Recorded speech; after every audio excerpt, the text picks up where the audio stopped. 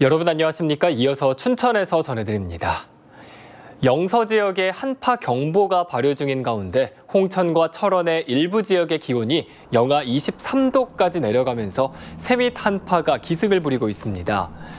오늘 아침 최저 기온은 홍천 내면과 철원 임남이 영하 23도, 화천 상서가 영하 20도, 양구 영하 18도, 춘천은 영하 16도 등을 기록하고 있습니다. 낮 기온도 대부분 영하권에 머무는 가운데 바람도 강하게 불면서 체감 온도는 더욱 낮아 춥겠습니다.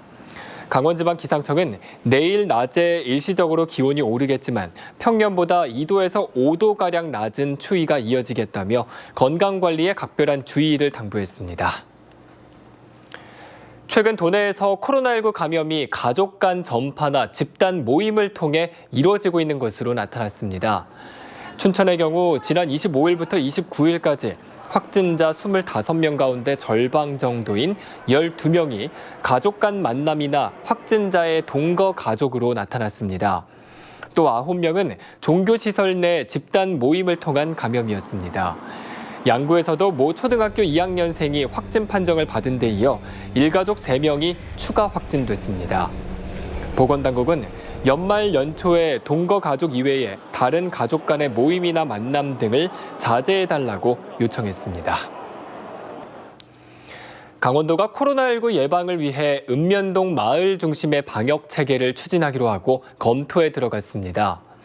강원도는 현재 PCR 검사는 환자가 폭증할 경우 검사 시간이 하루 이상 걸리지만 신속항원 진단키트는 정확도가 낮아서 PCR 검사 인프라 확충 등 다양한 방안을 검토하고 있습니다.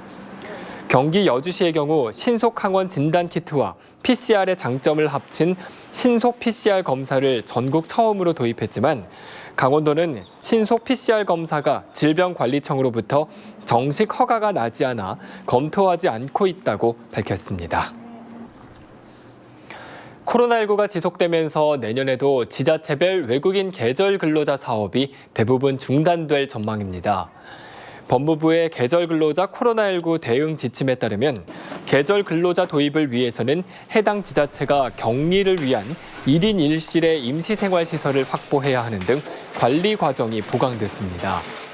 이에 따라 철원구는 내년 계절 근로자 사업을 중단하고 국비를 확보해 농협의 농촌인력중개센터를 운영할 계획입니다.